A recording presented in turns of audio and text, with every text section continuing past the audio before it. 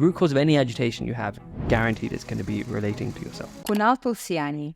7 years after stepping away from his highly successful business, Kunal has gained profound personal insights into purpose, meaning, and fulfillment. In this episode, he shares how these insights now direct and drive his post-exit journey. He also offers actionable advice for you and me to live a more meaningful life. If you die with money in the bank, you basically wasted life energy. Your happiness should not be dependent on anything outside of your control. You should be thinking, what can I do for you, rather than what can I get from you? I see people going to charity auctions and they're putting their hand up, 20,000 for this or 30,000 for this. Have they checked if their drivers had dinner? Why does one person smoke a cigarette and absolutely loves it, another person can't stand the smell of smoke?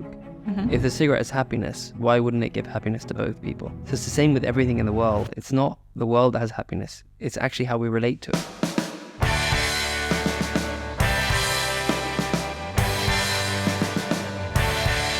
Kunal, I'm so happy to see you here today because you've been an inspiration for me for years, as you know.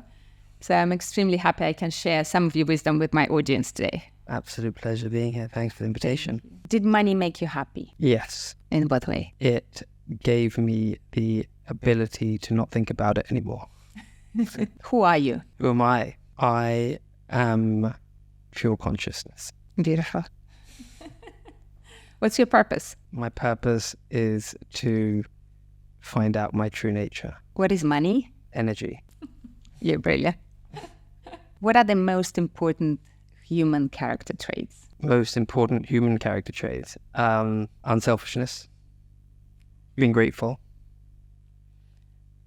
and love, but unconditional love, because keeping your heart open is really important. And I think if you love conditionally, some things are going to open your heart, some things are going to close your heart. Unconditional means keeping an open heart all the time. So I'd say these are the top three. How do you want to be remembered? By who? Anyone? Whoever remembers you? As somebody who brought them a little bit of peace. How do you choose people you surround yourself with? I look for higher values. So either people who have high values or are aspiring to higher values. What would be the highest values? Those top three. Okay. Okay, fair enough. Kunal, what time do you wake up in the morning? So I try, my routine generally is about 4:45. Why? So when I was 22 years old, I started studying Vedanta. It's basically the Vedas, the oldest philosophy we know about, known to mankind. And they say a sattvic time is between 4 and 6 a.m. It's when your mind is most poised and calm and objective. So that's the time I like to study philosophy. And then I start my day. But that's my routine. Sometimes, obviously, if I have had a late night out, dinner, out. You're a fun person, you go out. I know. So it doesn't seem to affect your social life that much. No, yeah, absolutely. How does the rest of the day look for you? I'll wake up, I'll study for an hour, shower, change, have my meetings. My most important meetings I'll have in the morning.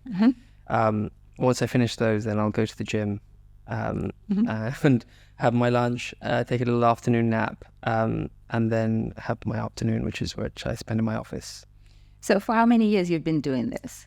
It's been about 18 years now. Oh, wow. Yeah. It's coming on to 18 years. What do you think this quite unusual regime gave you during those 18 years? It's interesting because I think, so I met this guru who basically said, move to India and study this philosophy full time. And I said, well, my desire for business is too much. So I can't do that in my early 20s. She said, okay, just do whatever you want, drink, smoke, party, do whatever you want. Just make sure that you study between 4 and 6. So I said, okay, that's I can do that. But actually to wake up at that time, it means you have to sleep at a certain time, it means you're eating at a certain time. So basically, first of all, it gave me discipline. And I know at about 9 p.m, if I'm having a really interesting conversation, then I'll stay. But if it's not more valuable than my mornings, I'll be home in bed by 10 o'clock. But yeah, so I'd say discipline, that time in the morning just gives me objectivity, right? So I take my mind out of the world. I contemplate on big theories, I guess. It's like when you take a boat, you take it out of water and you have to clean it and then put it back in. That's what I'm doing in the morning. So I'm sort of resetting my priorities, resetting my goal. Yeah. And it gives me that throughout the day. I can carry that through the day. So you mentioned your desire for business was too strong. Yes. Let's talk about that. Sure. Let's talk about your path in business. So it probably starts with my parents. My dad, they came here from India 50 plus years ago with nothing. He started on Petticoat Lane Market, a electronic stall, and then he grew that to one shop and then 5 shops and sort of retail chain. So that work ethic sort of came from them. I studied business management. I went to boarding school. I came out, I studied business management at Westminster University. And during that, I was doing a coursework on IKEA. And I saw that the amount of people that go to IKEA and think they know how to assemble the furniture, basically they go on a Friday, by Tuesday the kids have nowhere to sleep. The bunk beds are all over the floor and they just want to get someone to fix it. So I immediately I hired some builders, I put them on mopeds, and I started a IKEA assembly business. I then had a good friend of mine whose father, he's a Russian oligarch. He wanted some cupboards fitted in his office. So I went, we fitted those, and at the same time, IKEA launched the same service as me, which is doing very well, by the way. So, he said, why don't you do something with my son? And so we set up a company which would integrate audiovisual into like smart homes, basically. Unfortunately, my friend had a very bad car accident, and he was over the drink drive limit, and he got 6.5 years in prison, which was crazy. I mean, the Oxford graduate, like super smart, really bright guy, and just one mistake, and he was in prison. So I was working from their office. So the father couldn't really speak English. He kind of made me take over the obligations of his son, which was not a learning curve. It was a straight line, because he didn't speak English. So sometimes the banks would come and they'd be talking to me in English, and he translated didn't turn up. So I'm trying to. This was sort of around 2005, 2006, and coming to 2007, I was like, it's too much, because he was. Obviously, he's used to having 500 plus staff, and there was just me. so very difficult. I left in 2007, going into 2008, and obviously it was a financial crisis hit. So thankfully, I sort of had my contacts, and I by that time I had some investors, and I got into real estate. I actually had to get planning permission for a little extension, and when I got the planning permission, I realized, wow, just with a drawing and an application, you can make a huge amount of value creation with not very much investment.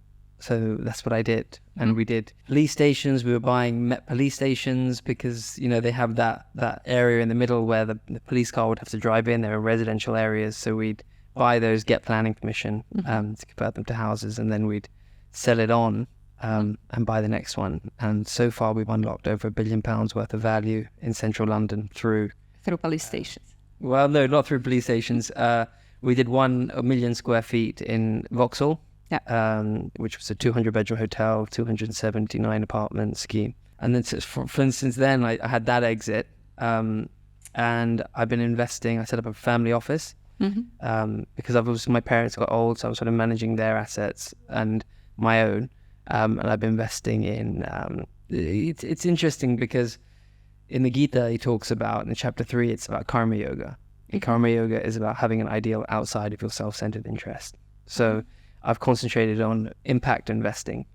I don't believe in charity because I think charity is great, but every time they need to raise funds, they have to go with their begging bowl to try and raise money. And I feel that if you can set up a business which is impactful, which is evergreen, so it's funding itself and it's constantly giving back to society.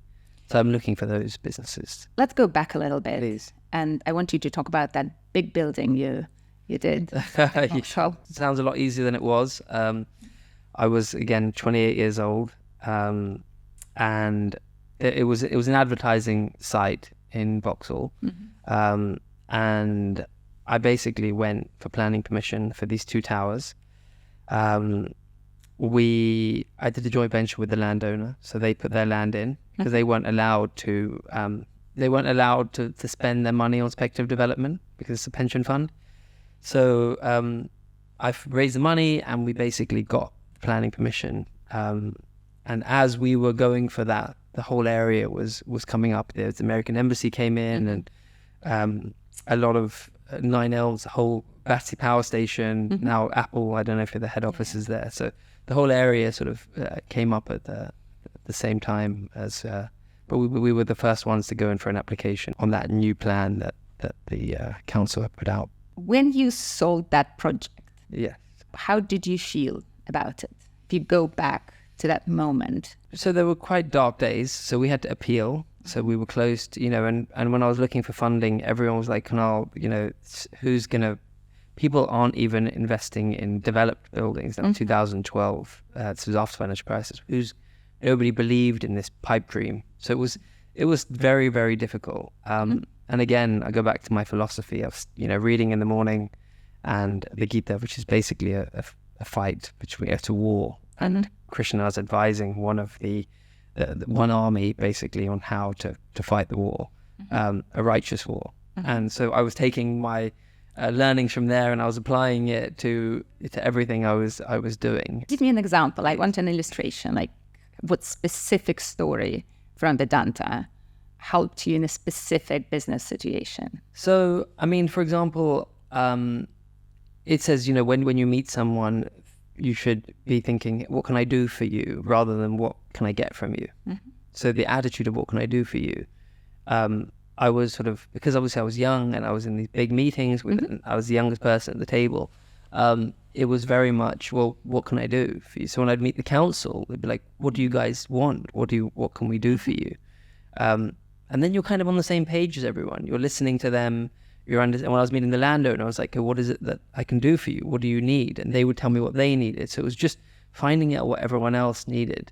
But the main thing is I wasn't getting paid, right? Because there was no money. So it was years of me having to really put in effort without getting anything in return and not knowing if I was going to get anything in return. And that's what kept me going. It was just like, okay, what's my obligation? What, 16,000 jobs are going to be created. It's homes. It's a landmark for the country. So let me not think about myself. Because if I thought about myself, I would have stopped it a long time ago. So, well, I don't know, I'm not sure about this, so I'm just going to step back. So it was the whole thing really was what kept me going. I find it absolutely fascinating because in your 20s, it's perfectly normal to be quite selfish. And you at that time, so early, were so not selfish already. So tell me about how you exited that project when it was over and you were free from it. Yeah, I think the whole crux of philosophy, if you would ask me what is it in a nutshell, it is going from selfish to unselfish to selfless, right? So I think if you understand the concept behind it, it will give you more of an idea of how I got to where I got to. So if you it's easier for you to solve your friend's problems than it is your own, right? Because when you're thinking of someone else, your mind is less agitated, you're more objective, you can think clearer, you can make better quality decisions. That's why the answer's in you, you can use it for your friend. Whereas for yourself, when you're thinking about yourself, your mind's really agitated, you can't think very clearly. So for me, it was like, well, the more unselfish I am, the more peace of mind I'm going to have. And that's why, obviously to a limit. If you go too far, you start resenting. So it's to a limit, but it's a slow 1% sort of better every day. So that's what. So when I was thinking about my exit, it was not about what I'm going to get out of it or what's going to happen. And I think as you get to that point, it's like, okay, now you get a certain amount of responsibility. Now there's the okay. So if I at the end of it had my exit and then was like, okay, let me go and spend this money on myself, and I know that's not gonna bring me happiness, You know, I've seen enough people with money who aren't happy. So because that's my interest. I've asked them, you know, and I can see they're always searching for the next thing. It's like chasing a mirage, you know. So for me, it was to continue my goal is self-realization, right? It's, if you look at Maslow's hierarchy of needs, the very top is self-actualization, reaching your full potential as a human being. So self-development's always been my goal, and I know I'll never reach it because self-development. It's a process. It's a process, yeah. It's a process that can always be developed, and you can always grow towards it. So all I wished was for that site to be sold at the time. So I had my exit and wanted to continue pursuing my spiritual goal because this was part of my journey. Everything has to be aligned. So karma yoga is a way of reaching the self through action, right? So my business was my karma, and so I continued. So I got married in 2018. My wife was a student of Vedanta. I met her at an ashram in India, and we got married. She came to London. She's a sound healer, Vedic sound healer. So I've just continued sticking to my principles. Thank God I have them, because there's just so many opportunities where you can go off the rails. You know, it's a lot of responsibility, it's a lot of money, and you need to have those values. But it didn't happen on day one when you just started your business that you already had all this knowledge and all this spirituality. So if you go back to when you just started your business, what was the motivation for you? Oh, to make money, I mean, the whole thing for my parents were, you know, money, people don't respect you if you don't have money, you need the power, you need the, you know, it was very much, you know, I was living in central London, had very wealthy friends, you know, it was all about just, you know. So tell me a little bit about that time, because I want you to help me explain to our audience how you developed over time into where you are today. Yeah, so obviously I came out of boarding school, you know, and I hadn't had and moved to central London. So I hadn't had exposure to the nightclubs and I was sort of in a bubble. And when I came to central London, and I met some very wealthy Arab friends of mine who just wanted to party every day. Right? Yeah, They just want to go out, and that was what life was about, right? It was about going to, you know, having nice things and girls and just having a great time. Which I realized, I went to a nightclub, I had to get my credit card the next day because I'd left it behind. And I went and I walked in and I was like, this is just disgusting. It just smells bad. It's just, if you ever go to a nightclub, you know, the next day, it's a flash in the pan, you know. And I realized, I was like, I want to spend time developing my day life, my action, not my nightlife. There's no point having the best table in the club, because the next day you wake up with a hangover and nothing really to show for it, apart from a long receipt out of your pocket. So I saw at that time that wasn't bringing me happiness, and I was chasing something. So when I read the Vedanta treatise, this amazing book, and I did read it. Thank you. Amazing. It just talks about, you know, the self, and it talks about, you know, why does one person smoke a cigarette and absolutely loves it, another person can't stand the smell of smoke? If the cigarette is happiness, why wouldn't it give happiness to both people? So it's the same with everything in the world. It's not the world that has happiness, it's actually how we relate to it. So you know, how do you catch your shadow? You know, put your hand on your head. It's all about self-development. Even if you say, you know, life, you have you and you have the world, we're constantly improving the world. But if we can improve ourselves a little bit, every experience becomes that much better. So by developing yourself, actually you're developing every experience. And when I read this and I was like, actually that really resonates with me.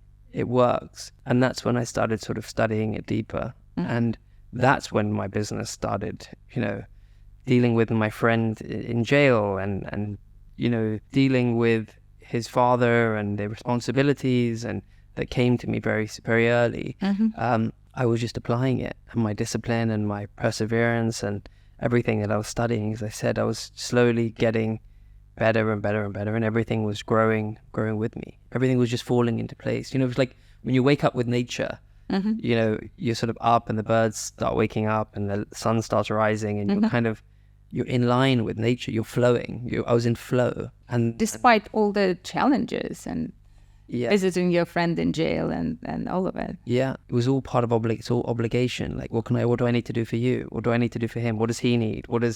So it was literally just so giving. You were already thinking that way at that time in your early 20s. That's when I came across this. I came across a philosophy.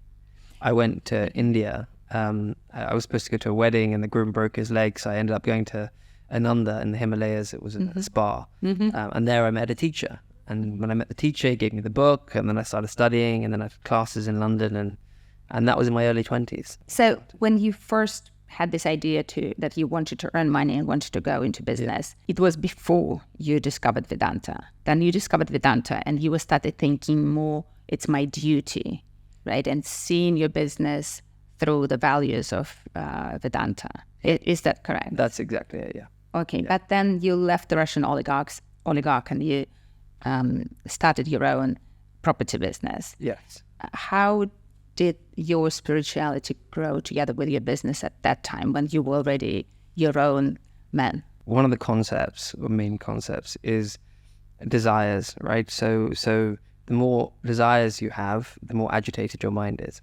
And what we do is we keep picking up new desires. So I want to buy a house, and you get the house. I need furniture, and now I need this, and I need that, and then so there's a constant. We keep adding desires, and the idea is to say, well, you should reduce your desires as much as you can, not stifle them, not be, not frustrate yourself, but just to a point where don't add new stuff. Imagine you put all your desires in a bucket today, and just slowly work on reducing what's in that bucket. Don't keep adding things to it. So for me, I had to think about that. Like, okay, what are my core desires? What are the things which I'm going to work on? See your vasana, your innate nature. So what is that? And everyone's born with a different nature. Somebody might be a musician. Somebody might be born with a desire for speaking or for theatrical performance, whatever it might be. Mine was for business. So I said, okay, let me focus on my core desire, which was business. And that's when I just put everything and focused it in one direction. And I think if you focus anything in one direction, it gets a lot of power. Light in one direction has a lot of power.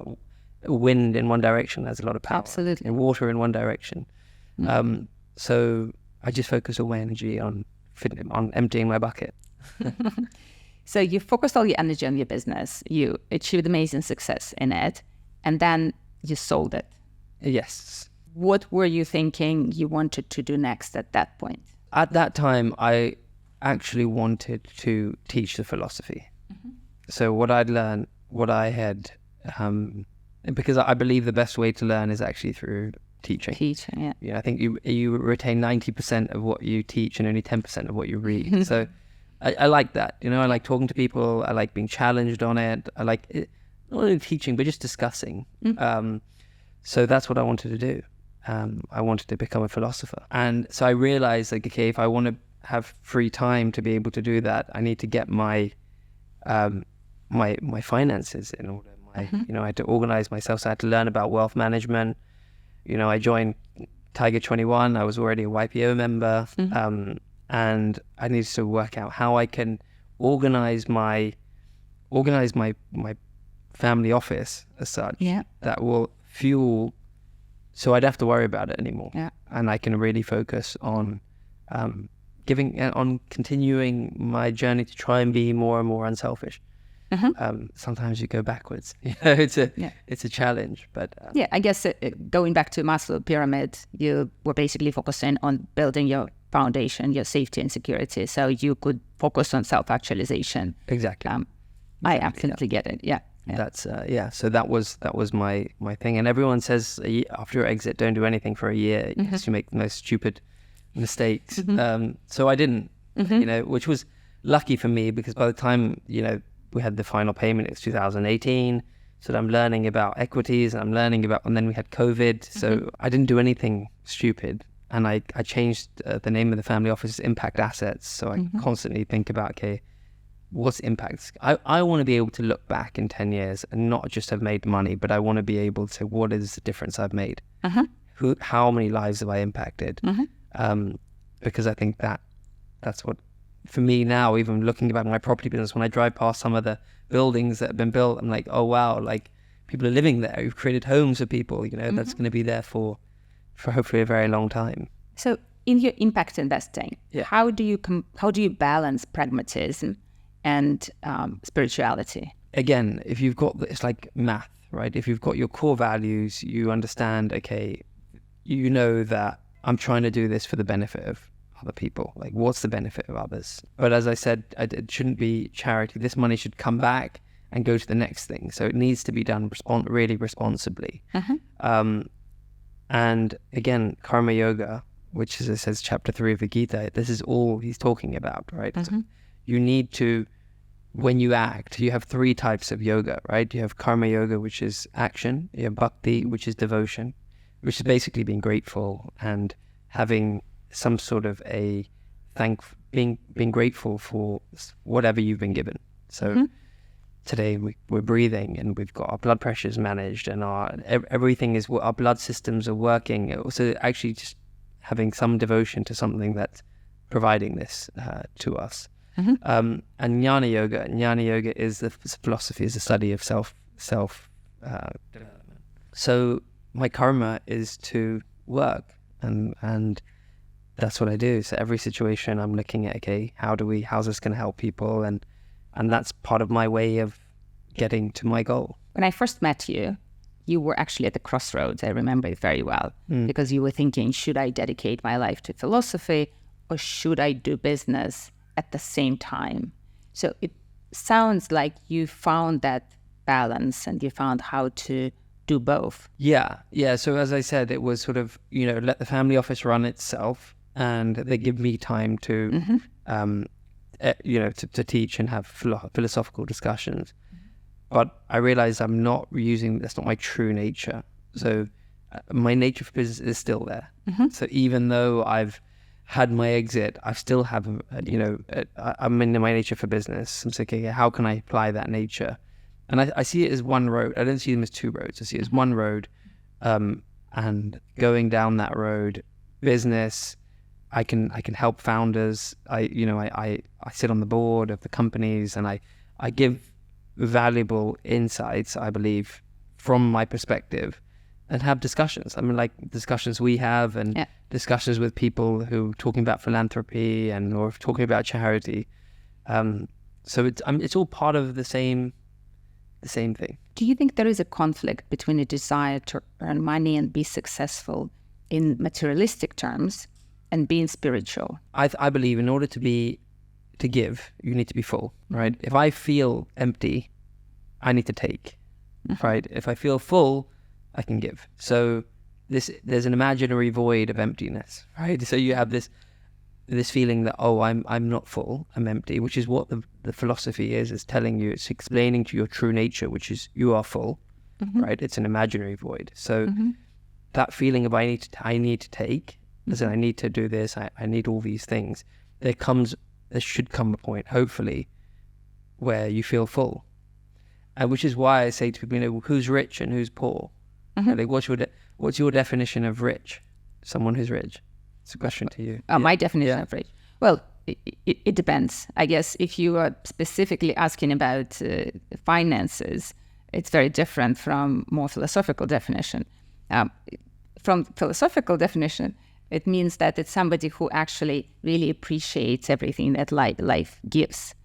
I think that's the most important thing. You would say, feeling gratitude for what this life gives us, and then we feel rich. It's a feeling, it's subjective. And from a financial perspective? Well, for me, it's not having to worry about money too much. It's what you said before, when actually your finances are set enough for you to feeling secure enough to be free to pursue what you really want to do, which is self-actualization in whatever form that particular person can decide to do it. So which is, fair, absolutely spot on. But I'd say that if your desires are within your level of income, you're rich. If your desires are outside of your level of income, you're poor. So that's a good one. So it's not about wealth management, it's about desire management. Yeah. Right? That's a great way to see it. So it's about, okay, what is it that you desire? What is it that you want? Make sure it's clear, right? Say, okay, I'm going to get to 100 million. After that, I don't need to make any more. Get to 100, but don't get to 100 and move it to 200 and then move it to 300, because again, you're just chasing after something, a mirage. Why do you think people get stuck in this chase in a mirage? Because they believe it's there, right? So what's a mirage? When you're thirsty in the desert and you see water, you get there, and you put so much effort to get there, and now it's moved. So what are you going to do? You're going to put more effort to get to the next one, and it's moved, and you just keep going until you realize actually it's not there. So it's about, when do you understand that it's not there? And then when you can start looking internally to say, okay, what is it that I actually desire? Because you can give your people say, oh, I'm making my money. What are you doing it for? I'm making it for my children. But you're not spending any time with your children. You're working all the time. So what are you going to do? You're going to leave them with loads of money and no values. Right? But maybe if you spent time with them, more time, you can leave a little less money, but you leave them with values so they know how to manage that money. It's a little lopsided. And I think it's just that. It's greed, it's cravings, and that's what causes a lot of agitation and ultimately leads to people being quite unhappy. So let's do a quick case study. Please. 2 days ago, I talked to a friend of mine who sold his business for a large amount of money. And now he says, I do want to start another business because I don't think I have actually proved myself, because I think it was mostly due to luck that I got successful first time around. So I'm really driven to start a new business as soon as possible so I can prove myself. Yeah. What would you tell that friend of mine? Well, that's his desire, right? If he believes that, there's nothing you can say to him that's going to change his mind, right? That's his belief. And it's not for me to even say that he's right or wrong in that. Do you think when he gets there and he Yeah. has another very successful business, do you think he'll feel satisfied? Well, the question is, does he feel satisfied every day? Is it like, when I get there, then I'll be happy? Or is it, I'm really happy and satisfied, and now I'm just going to do something that I love, which is building businesses? So that's the question to ask him. If you're saying, well, I'm unhappy, but if I start another business and I'm going to be 10 years, and when I sell that one, I'm going to be happy then I'd ask him to question. Yeah. I'd question that again. So it boils down to where that desire to do business comes from. Is it your nature and you want to self-actualize through doing business? Or is it because you think that happiness happens in the future once you achieve? Yeah. Are you doing it from a place of lack? Right? Or are you doing it, do you have a scarcity mentality or an abundance mentality? Let's talk about it for a second. How do you understand that? Well, that's what, back to the point of, if you feel that you're a little empty and you think this is going to fill you, it's not, right? Yeah. It just doesn't. You can put nothing external. Again, it's a shadow, right? There's nothing external that's going to fill you. It's an internal, it's understanding your true nature. If everything is one, you're part of that oneness. It's like trying to explain it's like, imagine a drop in the ocean, right? You're trying to explain to the drop, just dissolve yourself and you'll become the ocean. The drop saying, no, I'm an individual, right?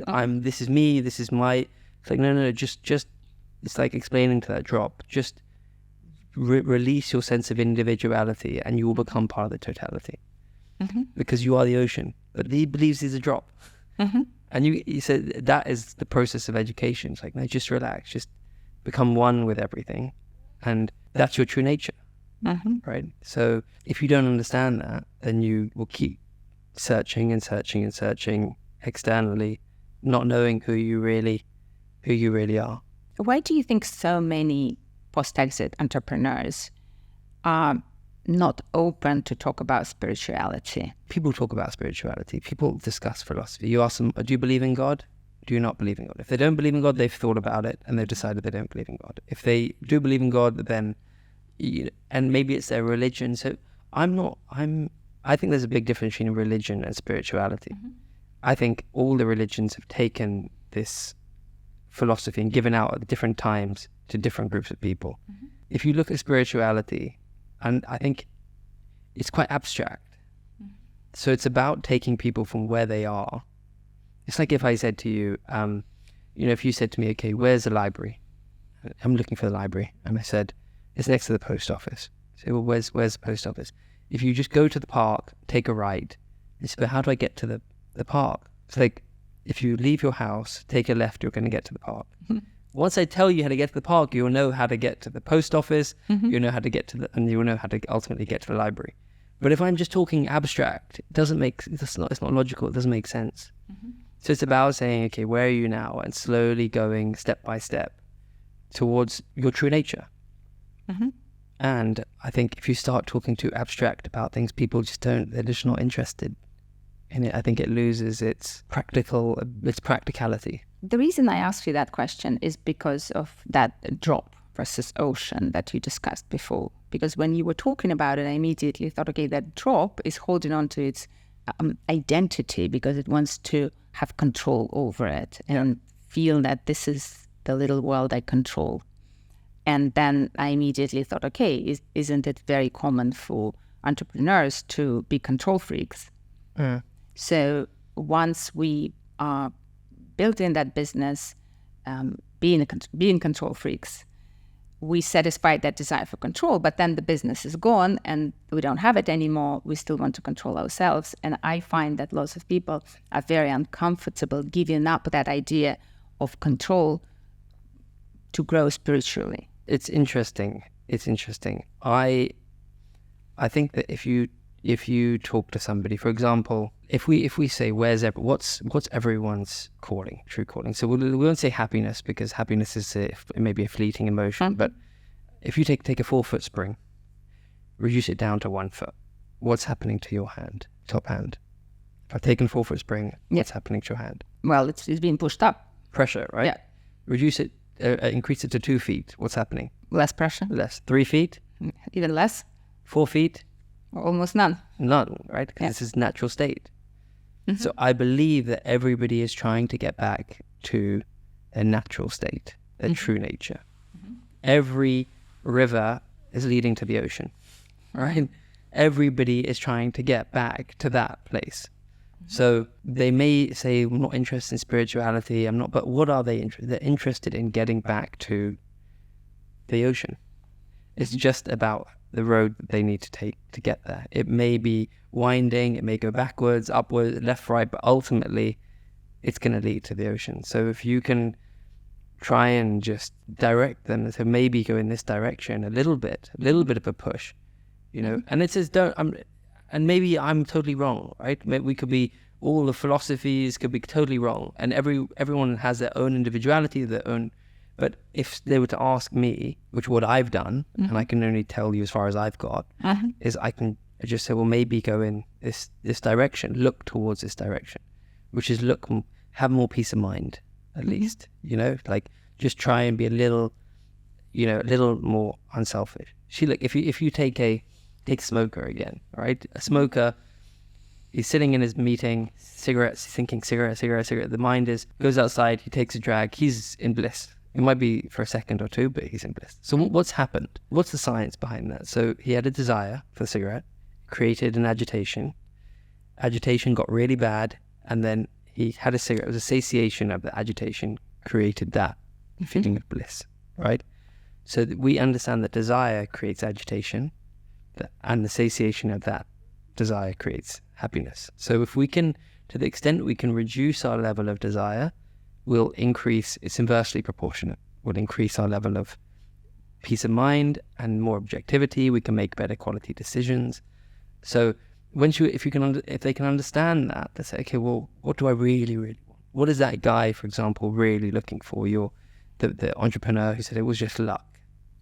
What is it exactly that he's looking for then? He wants to prove it to himself. It's just understanding what is that core desire and making sure that he can satisfy that to reduce his level of mental agitation and have more peace of mind, and then hopefully get into a meditative state, which means everything you're doing calm and objective. And it's like when you pour water, if you're pouring water from a jug, if your hand is shaking, the water goes everywhere, right? But if your hand is still, you can pour it perfectly into the cup. So it's the same with your mind, right? If your mind is calm, all your actions come out perfectly. Can we talk about stages of spiritual development? I remember very well the conversation you and I had when I mentioned that having children pushed me very much out of my selfishness. And I suggested at that time that I felt that I was quite spiritually developed thanks to my children because I was so unselfish as a mother, sacrificing myself every day to my 3 children. And your reaction at the time really surprised me because you basically said, oh, that's actually a very low level of spiritual development. And we argued a little bit. Yeah. And this is exactly when you gave me that book, Vedanta, which of course describes different levels of spiritual growth very, very well. But I'd love you to talk about it. So, I mean, would you have the same attitude if they weren't your kids? The same attitude. If it's someone else's child, would you do the same thing for someone else's child? No. Right. So it's the mindness in it, right? Yeah. And it's that mindness which is the selfishness. It's me, my family, my kids, my house, my business. That's within your sphere. The idea is doing something outside of yourself, outside of your self-centered interest. So things that don't have the my attached to it. You know, holding the door open for somebody, letting someone go in traffic. You know, those small things that you can do, which has no benefit to you whatsoever. You know, and so that's why I think if you're doing something for yourself or you're doing something for your child, it's really you're doing it for yourself. It's just a version of you. And as you said to me, you know, that it's basically I care for them more than I care for myself. So it's just a version of you personified in another form, you know. So obviously it's great, but your home should be the center of your affection, not the boundary. So start with yourself, make sure you're okay, make sure your family are okay. And then how do we expand that? How do we look at the community? How do we look at the country? How do we look at civilization? How do we look at all living beings? You know, like how do we keep evolving our eccentric circles? That's why, you know, I said that to you at the time. But so in the Gita he talks about different levels of charity. It's great. Charity is great. Like even the lowest level is the best. Is great, better than no charity. But the lowest form is economic, right? So writing a check. So I can write a check to a charity. Yes, it hurts. For 5 minutes, but it's okay, right? Then a little higher than that is physical. So I could help you move house. If I come and help you actually physically move, that's higher. Higher than that is emotional. So being there for someone, giving them emotional support. Higher than emotional is intellectual. So helping, as they say, you know, teach a man to fish. So actually applying yourself intellectually. But he says the highest actually is self-development. Why? So if you develop yourself, every situation you come into, every decision you make is going to be for the betterment of other people. So that's the sort of the ladder of charity. So it's okay to act in self-interest because that benefits the rest of us. It's about getting self-knowledge, right? So self-development. If I'm strong physically, then other people, I'm not a burden on other people, right? If they tell you when you get on the airplane, put your mask on first even before the children. It's important. You have to you have to make sure you're okay, you feel full, and then you can give and you can serve. Yeah.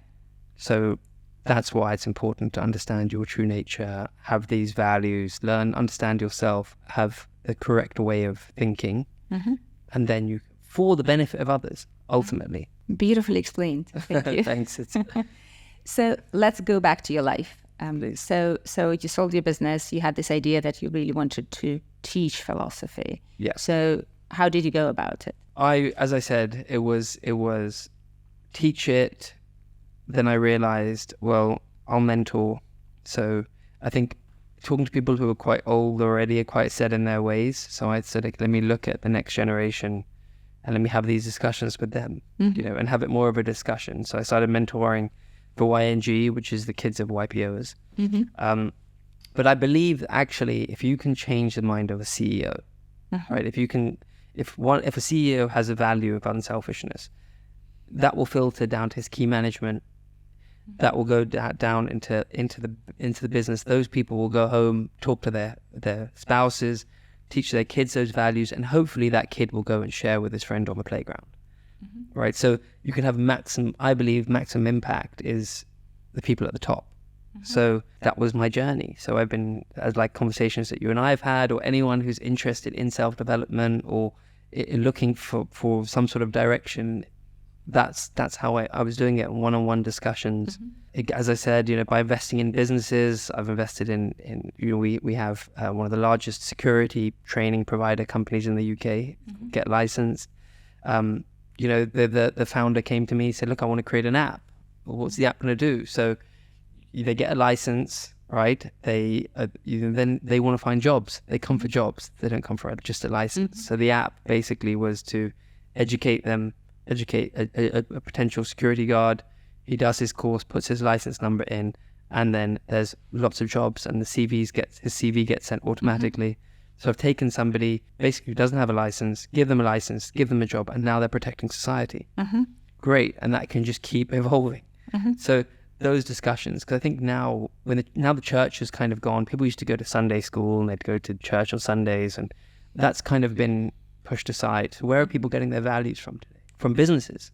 So what are your goals? What's your mission when you're a CEO? But these millennials or even Gen Z, they're like, so what's the purpose of this business? So trying to get the values from the company. So I think if you can infuse these higher values in these companies, you're gonna hopefully get the maximum results. When you look at an investment, and I understand that you want impact to be part of your decision, but what takes priority? Whether it's a good business or whether it's really impactful. So it's charity. Ultimately, it's charity. But as I said, it needs to be evergreen. So it needs to be doing well to have maximum impact. So it needs to be profitable because that profit gets reinvested again in the business. As you know, today, private equity, they just keep reinvesting the money and growing and having more and more impact. So it has to be financially viable because that's a good business, and a good business is going to have maximum impact in my opinion. So both, I think they both go together. Yeah, I think they both go together. As I was explaining to you earlier, there's a company now we're looking to invest in, Ignite. They're giving a light bulb and a solar panel to houses in Africa. So and the World Bank is funding it because you don't have to pay for a connection. Here we don't pay for a connection; we just pay for usage. It's great. 2 million homes already have been affected across Africa. It's great for carbon emissions, right? And the kids, they're working during the day, but they can go and study in the evening under light. Yeah. And they have a charging port. So next we'll be giving internet. And then hopefully through the advancements of AI, we're going to be able to educate any child in any country in their language. So that's a great business. It's doing great. It's infrastructure. It's doing very well. It's profitable. It's growing. That's the kind of thing which I'm interested in, rather than investing in the fossil fuels, just putting my money in equities, and it happens to be in tobacco companies or in companies which don't really fully align with where is it going to be in 10 years? Is it sustainable? So on a personal, selfish level, what does it give you knowing that you are investing your money with impact? What does it give me? So, as I said, for me, peace of mind is really important. So I need to think about not really what it's giving me. Right? It's not. It's like, what am I? I phrased the question for a reason. Okay, yeah. I want to challenge you. Yeah, no, please. It's not what I'm getting out of it. Yeah. It's what can I do for others? What can we do? So it's constantly thinking about what's this going to do for that child in Africa? Like what can he get out of this? How's it going to work? By thinking about other people, if I help 10 people, if I'm in trouble, one of those people hopefully will come and help me. And actually, it was interesting. So I was at London Business School, and the professor, Nero, lovely negotiation professor, he was teaching me about the law of reciprocity. So it's a negotiation tactic, actually. You should be the one to pay the bill first, because then the other person feels that they owe you something, or you should be the one to give first. And I was like, that's really interesting. The only problem is that obviously you're expecting something in return. Yeah. Your intention is not pure. Intention is not pure. Not only you know your intention, Yeah. right? So, but ultimately, I'm going to be agitated, thinking, oh, "God, I paid for that person, and they, and then I'm not getting anything out of it."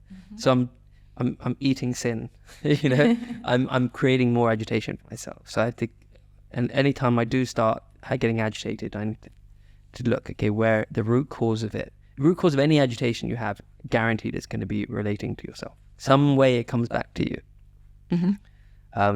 So yeah, I try and make sure my intention's as pure as possible. What keeps you up at night? I sleep very well. When you wake up early, trust me, you just crash when you get to bed. What keeps me up at night? I'd say what my concern is: am I doing enough? Right? Am I? There's obviously I'm not at all close to being close to my goal of reaching that ultimate. So there is definitely going to be selfishness. There's definitely mental agitation for me. It's a constant process, right? Of trying to apply these values and have a higher ideal or work towards it. Am I doing enough? Could I do more? Is it my ego that's stopping me? These are challenges. I see so many people, also spiritual people, like you said. People are they not interested in spirituality? But I think there's so many people are so lost. It's so lost. I was talking to someone, they're like, we shouldn't have any possessions if you're spiritual. How come you have a nice car and you have a nice house and you have all these things? It's giving up the attachment to these things. It's not giving up the things. You can have everything, just don't be attached to it. Why, when you get a scratch on a hire car, it's okay. If you get a scratch on your car, it's like someone scratched your heart, So it's about having the same attitude towards your personal possessions as you would to things which aren't yours. Therefore, if you lose it, it's okay. At what level do you, what does it affect you? If you lose your pen, it's not really going to affect you, But if you lose your watch, you're going to call and you're going to find out, okay, where is it? If your house burns down, if something happens to your child, at what level do you get affected? Where's your level of attachment? And just pushing that out slowly to be as unattached as possible. I mean, King Janaka was a king and he was a saint. This knowledge actually they're called Raja Rishis, kings that were saints. The knowledge was given to kings because they had so much to manage and so much to look after, and they had to be objective. So I think, for example, having possessions, have everything. Just don't make it your identity. Don't be too attached to it. For someone who is not familiar with Vedanta or Vedic scriptures or any of these teachings, where do they start? Good question. It's a good question. It's about self-discovery, right? So it's about being a witness, right? Just start by understanding what your thoughts are. What are my thoughts? What are my actions? What are my intentions? Right? Now, only you know your intention, as I said. So what's my intention? Is my intention, do I believe that I still need more? Understanding what it is that I need and writing that down. So you don't keep extending, that list doesn't keep growing. And just understand, what are those things that I need? And just first satisfy those things so that now your intention can be pure. Your intention needs to be service orientated, like a tree. A tree stands there and it just gives all day, right? It's just giving us oxygen all day. Its intention, we don't know what's intention, but its actions seem pretty pure for us. It's self-discovery. So there's so much out there, right? There's Buddhism, there's different religions. They're all saying the same thing. There's one universal truth. And it's just starting to try and understand that. So any form of self-discovery, any form of self-development, self-discipline, even, if you're not exercising, so okay, exercise, what's my intention of exercising? Try and just purify your intention. And how do you do that? How do you purify your intention? It's really, it's a process of belief, right? What are my current beliefs? Understanding what are your current beliefs. What is it that if you're saying, okay, well, I just want to get for myself, but I'm not happy. If someone is happy already and they're peaceful and everything's going well, great. But if I take things away from you, are you still going to be happy? Like, you have everything now. Now, if I take your wealth away from you, are you going to be happy? So slowly understanding, if I start what are you dependent on? Your happiness should not be dependent on anything outside of your control. Okay, so it's a good start. You said founders like to be in control Exactly. of business. So, okay, your happiness shouldn't be dependent on anything outside of your control. So start to understand, what is it? What are those things? I'm placing myself in all these different things. Start to pull it back in. So people say meditate.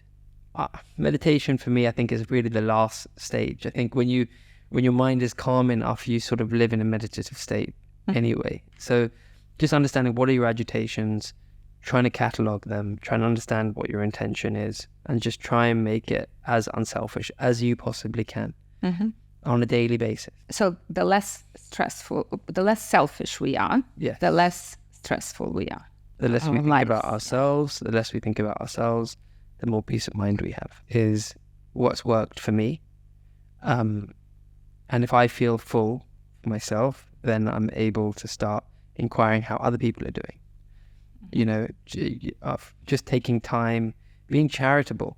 It's not giving away, it's having a charitable disposition. Like, how can I be a bit more charitable today? Can I ask my staff member, are they okay? Can I smile at somebody? You know, what are the things that I can do within my capacity today to try and be as unselfish as possible? And then every day, it's just a slow process, and you start enjoying it. You know, and I think discipline's really important. I think self-discipline. So there's the idea of it.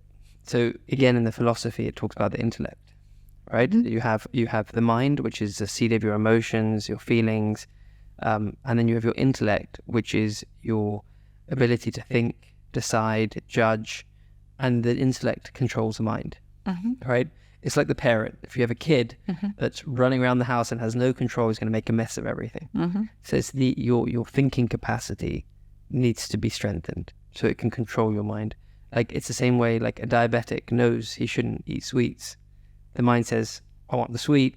The intellect says, no, it's not for you. So if the intellect is weak, you'll get the sweet. You know, my dad's diabetic. I have to I'm hiding everything in there around the house, you know, from him. So if the intellect is weak, you know, your mind is allowed to sort of go, and the mind inherently is quite selfish. It's just if it wasn't, we wouldn't need any of these scriptures, right? We'd all be self-realized today. So it's about developing your thinking capacity, your intellectual capacity, which is why you need self-knowledge, understanding, and developing thinking, having these discussions, reading, developing the intellect. And as you develop your intellect, as it gets stronger, it's able to control the mind and give the mind direction. And that's what the mind wants. It wants direction. So I would say start to read philosophy, anything that resonates with you that is of higher value. And meaning like higher value, any higher value. You know, and I think in chapter 12 of the Gita he talks about it's a book of values, right? Even self-development books. You know, anything that resonates with you you just need one concept. You just take one concept and you work with that, and you get really good at that. It's like, I don't know if you've seen those apparatus in science. You know, they're all different shapes, and you pour the water in one, but the water finds the same level. So it doesn't matter which route you choose, it will develop you, and you'll have those higher values, and then it's easier to make decisions. Say, well, okay, when I look at a situation, if I'm thinking about the benefit to humanity rather than myself, my decision might be very different. So I would say any form of self-development is the starting point. And ultimately the Upanishads and the Vedas and that is the highest form of self-knowledge. You know, it was written before anyone, even 10,000 years, I think it is, you know, so it is the rawest, oldest form. And Socrates and Plato and all these other philosophers have come, and it's all values, right? So I would say start there and then you'll read more things, and you'll be things that resonate with you, and you'll slowly just grow. And it's a little bit difficult in the beginning because the mind is the mind. So don't give up. So in my experience, every post-exit founder ends up asking themselves, so what's my purpose now? Yeah. How would you guide these people towards their purpose based on what you've learned? As I said to you, I think everyone's purpose, which is what Maslow said as well, is to reach your highest potential as a human being, which is understanding your true nature. That's where we're all going. So you will know if you're agitated and your mind is super agitated, then you're going in the wrong direction. Right? Okay. It's simple. If your mind is calmer and you've made a decision, and it's not in the action, it's in the reaction. Right? So if you do something, if that thing brings agitation to you, then that action was not a correct action. If you've done an action and it brings you peace, then that is a correct action.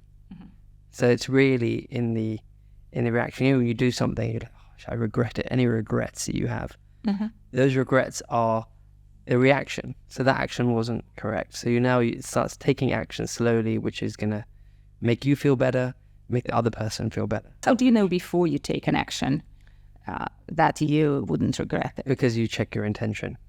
Okay. Is my intention to help you, or is my intention to help myself? Am I here to help you? Am I here to help myself? If I'm here to help myself, I'm going to be thinking, oh, did it go well? Do people like me? If I'm thinking I'm here to help you or to help the audience or anyone listening, I can leave here and I shouldn't even think twice about it. Peace of mind. So I'll know in the reaction. And it's a great game, right? Life becomes a great game. I read that book, Die With Zero. I don't know if you know Bill Perkins. Die With Zero is super interesting. Yeah. Because it's like, okay, why are you making more money? What's the purpose of you making more money? If you die with money in the bank, you basically wasted life energy. And he gives a very good analogy. He says, how much you want to leave for your kids? Put that aside. Yeah. How much you want to leave for charity? You might as well give it to them now, because the compound effect over the next 50, 60 years is going to be huge. And how much you have for yourself, right? And that money, spend it in your lifetime. Divide it by the amount of years you have and spend it in your lifetime. And what that does is say, I give myself £1,000 a week to spend on myself. Well, I spent 800. I've still got 200 left. Maybe I can give a little bit to somebody. Maybe I can tip a little bit extra. Maybe I can help. So I've changed my mind. My mind from being I need more to how do I give it away? So from a scarcity mentality to an abundance mentality. Because the truth is you are full. You have everything. You've been given everything, even your breath. Right? We're given all of this. We don't know where it came from. So should we not try and give back, put our shoulder to the wheel a little bit, And it's not about what I'm doing, or I'm going to give charity, or I'm going to do this. It's like, well, no, if I'm not even here, nothing's going to change, right? But how do I put my shoulder to the wheel, and how can I help, and how can I serve? And in Hinduism, it's called seva. Seva is service. Have a life of seva, life of service. And if you look at all of the religions, Jesus Christ, what's the cross, right? What's the symbol of sacrifice?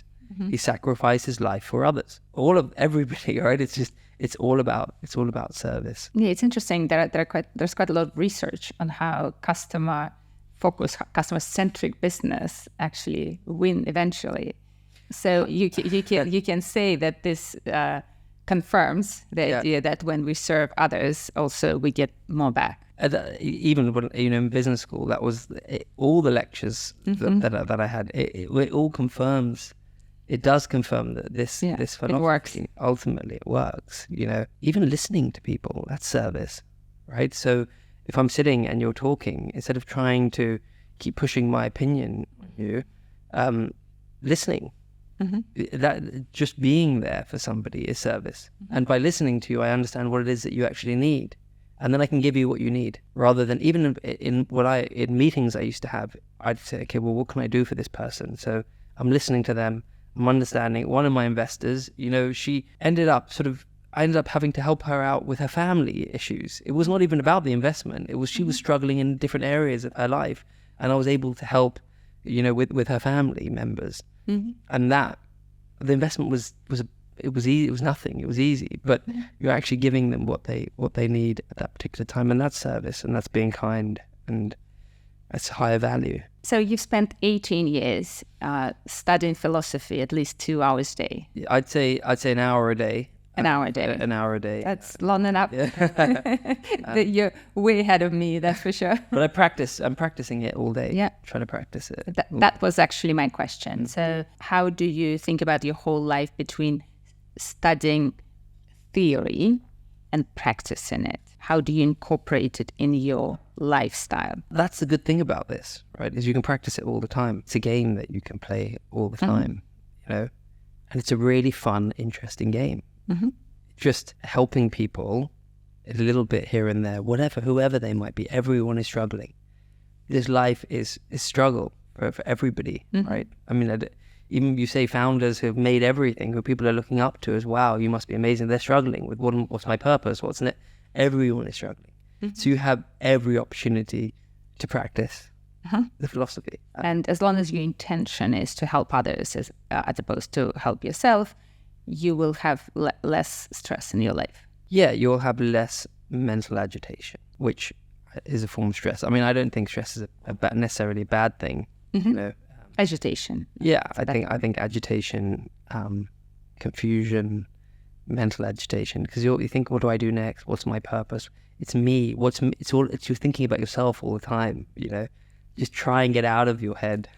Try and and it's just easy to just ask those people, and you'll find everybody needs help in some way or the other. You know, maybe not everybody, and maybe not I'm the wrong person, and maybe not be the right person for them to help them. But ultimately, by investigating, that is charity. How do you make sure you don't overspend your emotional energy or your energy? Overspend? You mean be too generous or too? Yeah, you have nothing left to give. Well, as I said, if you're full, you're eternal, right? As in you've got eternal energy. How do you make sure you're full? Because there's so much discussion out there about self-care and the importance of self-care and the importance of focusing on yourself to give yourself whatever it is you need to give. How do you think about it? Again, it's the intention behind it, right? It's okay, I'm going to go to the gym. What am I going to the gym for? I'm either going because I want to look good. I want people to be attracted to me. I want something from, I want to be, or I could be going to the gym saying, you know what, let me not be a burden on people when I'm old, right? Having to be carried here and there on the medical system, or let me keep myself fit so I can be there for my children. I can be there to help people. I'm physically more able. Even when I'm at work, it's like, okay, this business, what's it for? Ultimately, you need to be in a good place. You need to feel full. And if you do too much, if I overextend myself, because a lot of people say, oh, people just take advantage of you then because they can see you're a giver. Like, yeah, but givers need takers, right? If there weren't takers, then who are you going to give to? So givers need takers. So there will be people who feel empty, who need to fill themselves. Great. But then it's about having intellect. It's like, am I actually helping this person by doing what I'm doing? I could walk past a guy on the street and I could put £5 in his hand and walk away. I feel good. But have I checked that? What's he going to do with that? That £5, he could go and buy drugs with it. He could go and it could be feeding some ring of, I don't know what it's going to do. Did I stop, take the time to find out what it is what is it actually going to do for this person? That's intellect. You actually applying your intellect. Am I helping by doing this? Because sometimes they say you've got to be cruel to be kind, right? So you've got to sometimes do things which are difficult. You may not give your kids something and it may be really painful, but you're teaching them a lesson. So actually, it's not about your actions. It's all about your intention behind it. You may look like you're doing something terrible. Yeah, we can only judge other people's intention, which we don't know, other than their actions. Which means we cannot judge other people. Not judge anybody, yeah. But ultimately, if your intentions are pure based on your mental state of mind. So we can only judge ourselves. We can't judge others. Yeah. Because we don't know their intentions. And you can only do it to your capacity as well, right? Because as I said, the mind, you can't, if you're driving a car at 100 miles an hour, you turn the steering wheel too much, it's going to go off the road, right? You need to, it needs to be a slow turn. It's not doing things too much outside of your capacity. So give a little bit of time, because if you give too much, you'll start resenting. That's why I said it's going from selfish to unselfish. Unselfish is both of us benefit, right? So you're going to it's not only me benefiting, we're both benefiting. Selfless, it's got nothing to do with selfless is the ultimate, which has got nothing to do with me at all, which is it's a road to go down. So unselfish is okay. I feel good, you feel good. We both helped each other. We both come out of here richer.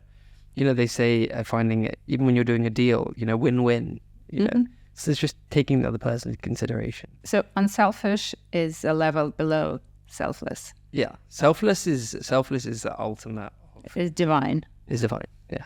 Absolutely. Selfless is divine. Because you could say, well, yeah, but ultimately this is making me happier, right? You can say, well, less agitation means I'm going to be a happier person. So isn't that selfish? Because by giving to all these people, I'm going to be a much happier person. Isn't that selfish?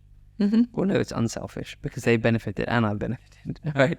So it's a slow game, you know. But I think if you make yourself 1% better every day, you're 362 times better by the end of the year, something like that. There's some math behind it, but ultimately, if you just do a little bit every day, do a few random acts of kindness, you know, start with that. Would you say you're living a fulfilling life? Fulfilled or fulfilling? Fulfilled. Yeah, I actually, it was very interesting that as I was studying, my wealth was increasing, you know, so I kind of, as the problem happened was my desires are reducing and my wealth is increasing.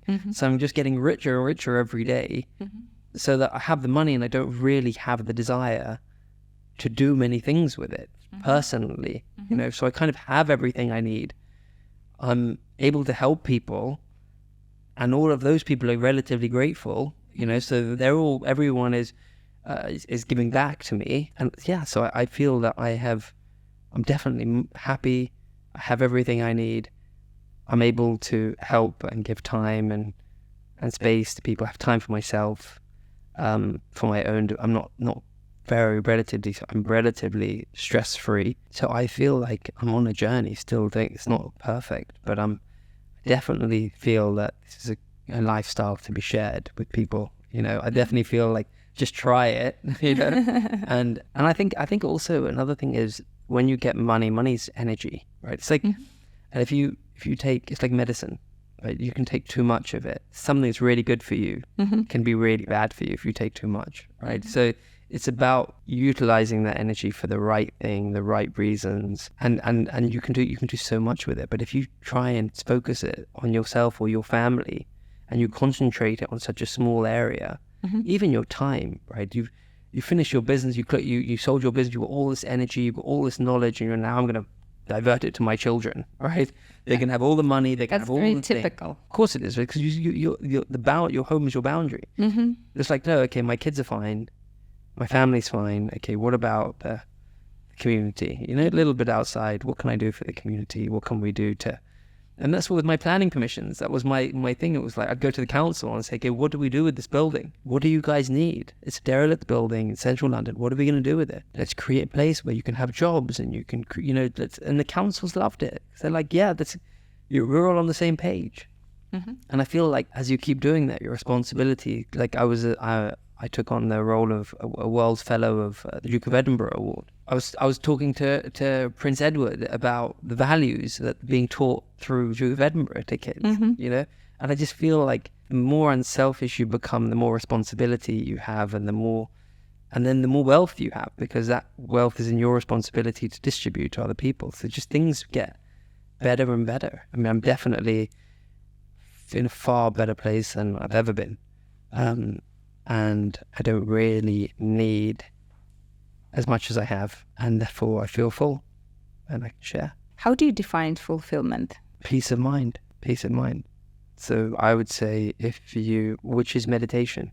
When they say meditate, what is meditation? Actually, what's the ultimate meditation is having a still mind. You can only see your reflection in a still water body, right? If it's a lot of waves and ripples, you can't really see you can't see yourself. And it's the same with your divine, right? You can only see your true nature in a mind that's still. So to see your true reflection, your mind has to be totally still, which is what meditation is. Meditation, your mind is just still, and that's when you see who you truly are. If your mind is agitated, you can't. So it's about slowly calming those waters down till it's completely still. What do you think about silent retreats? I think you shouldn't frustrate your mind. The mind is like a child, and if I take a child and I put him in a room and lock him in there, it's not right? It's not fair. It's cruel, actually. So I feel that you can take the mind and, like a child, slowly teach it, educate it, using your intellect, so it starts to become okay with wanting to sit down in a room by yourself for a day, or wanting to sit in silence, just wants to be peaceful. Great, do it. But if your mind is agitated and you're all over the place, and suddenly I put you down and say, okay, sit down for 10 days or 8 days and don't say anything, I don't know if that's very good. I think it's quite frustrating. It's suppressing the mind. It's frustrating. And I don't think those things are very good for you. Personally. I'm sure I've spoken to a lot of people who've done Vipassana and all these different retreats, and they had great experiences. So if someone wanted to really immerse themselves in ideas of your philosophy. It's not my philosophy. No, not your philosophy, Yeah. but the philosophy you enjoy studying. Yeah. Are there any other experience? It's not silent retreats, but something else what you would actually recommend? Yeah, I mean, as I said, so self-knowledge. So Jnana Yoga is knowledge of the self, of the divine, of your true nature. The whole philosophy, the Upanishads, the Vedas, the Gita, and sort of offshoots of those, which are self-development today, are all pathways, right? And what resonates with you. Some people, they're emotional. If you're emotional, then you'll do more devotional, bhakti yoga, right? If you are more intellectual, you do jnana yoga, which is self-study, knowledge. The Vedantic treatise is a book which I had read and which I'd given to you, which is self-knowledge. So just a little bit every day. So learning and reading rather than sitting silent for 10 days. Depending if you're an intellectual, I would say reading, studying, and putting it into practice, right? There's no point turning that knowledge into wisdom, which is this process of reflection. And then a little bit of emotion. I think it's important to be grateful and be devotional. And music is really good for that. If you look at all religions, music has been you have the organs in the church, and you have, majority of religions use sound for devotion. So listening to things which invoke a more peaceful state of mind. I'd say if you're listening to music which is more materialistic and creating more desires, it creates more agitation. And action, which is, as an entrepreneur, as people who are active, doing unselfish action. These are the three pathways that one needs to take. Okay, Kunal, thank you so much. Pleasure. It's amazing, inspiring, beautiful. Thank you so much. It's a pleasure. Thank you so much.